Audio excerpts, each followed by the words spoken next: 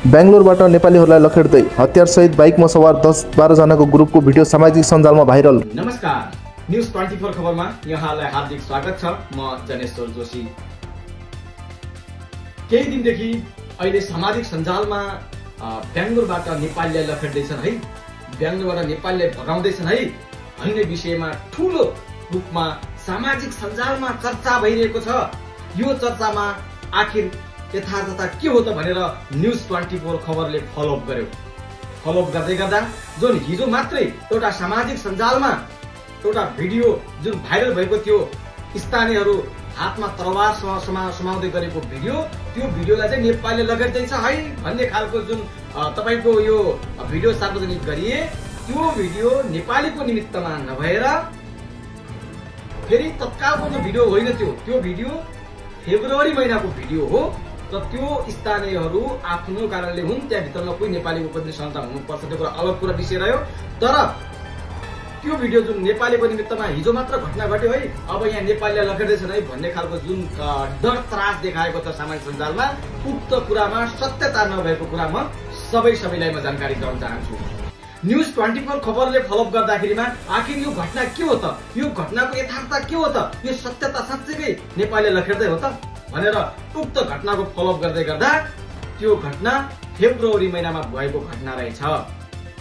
Tin फ्याक्ट्रीमा नजिकै क्यारपुरमा भएको घटना, जुन अपराधीहरूलाई जसले हतियार बोकेर रोडमा रौडीजाम गर्दै हिड्ने ती अपराधीहरूलाई पुलिसले पक्राउ गरेर उहाँलाई जेल चलान गरिसकेको कुरा पनि हामीले यहाँको स्थानीय पुलिसले हामीले जानकारी दिएको छ र त्यो तपाईहरु समक्ष हामीले जानकारी गरायौं। यस्ता अभाव फैलाइ नदिनु हुन सम्पूर्ण सामाजिक सञ्जालमा एक्टिभ हुनु साथीहरूलाई म अनुरोध गर्न चाहन्छु, पत्रकार मित्रहरूलाई पनि म अनुरोध गर्न चाहन्छु र सबैजनालाई यस्ता अभाव भिडियोहरू जसमा सत्यता छैन, जो झुटा खबर हुन्, ती झुटा खबरहरूलाई चाहिँ कसैले पनि सामाजिक सञ्जालमा नहालिदिनु हुन हामी अनुरोध गर्न चाहन्छौँ।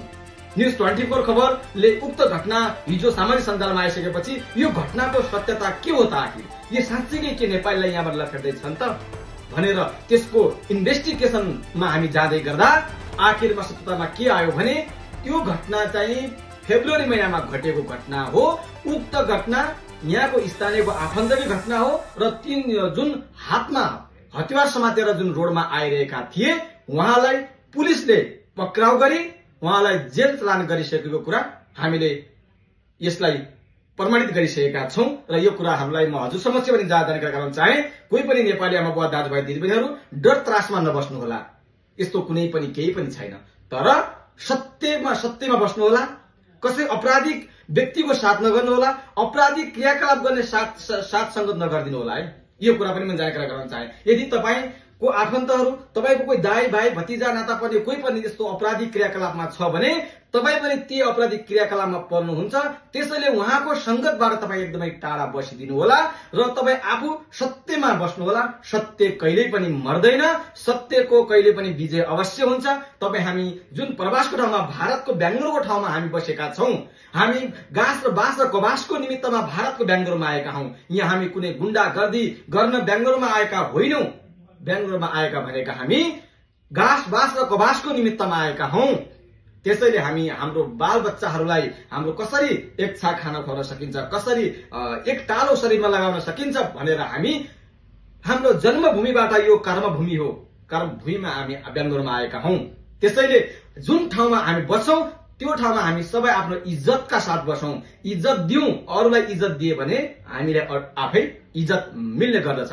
म यो कुराहरू पनि जानकारी गराउँदै जुन सामाजिक सञ्जालमा त्यो हतियार समातेर नेपालले कुटिरहेको, नेपालले भगाइरहेको, नेपालले चाहिँ धपाएको भन्ने कुरा जुन सामाजिक सञ्जालमा भिडियोमा जुन भिडियो आएको छ, त्यो भिडियो फेक रहेको कुरा म जानकारी गराउन चाहन्छु। त्यो भिडियो कुनै नेपालीसँग सम्बन्धित नभएर त्यो यहाँको स्थानीय बीचकै आफन्तै हो र उहाँ रौडीजाम गर्ने केही गुण्डा नायकहरू होलान्। उहाँहरूलाई कर्नाटक पुलिसले पक्राउ गरी उहाँलाई चाहिँ जेल चलान गरेर उहाँलाई जुन अपराधीको सजायको लागि उहाँलाई जेल चलान गरिसकेको कुरा म जानकारी गराउन चाहन्छु। जुन तपाईलाई मैले दृश्यमा देखाएँ, यो भिडियो नेपालीको निमित्तमा होइन।